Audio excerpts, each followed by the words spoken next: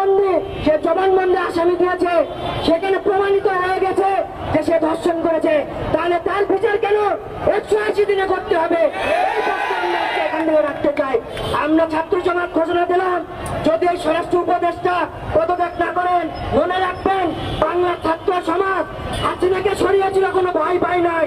বুকের তাজা রক্ত ঢেলে দিয়ে আমরা এই দেশকে ফ্যাসিবাদ মুক্ত করেছি। আপনাদের সরাতে আমাদের 24 মিনিট সময় লাগবে না। আমরা 24 ঘন্টা সময় দিলাম। এই 24 ঘন্টা এখান থেকে যে আন্দোলনের সূচনা, এই 24 ঘন্টার মধ্যে পদত্যাগ না করলে সারা বাংলাদেশের প্রত্যেকটি ছাত্র সমাজ রাজপথে নেমে এসে সারা বাংলাদেশ ব্লকেট করে তাকে পদত্যাগ করতে বাধ্য করাবো।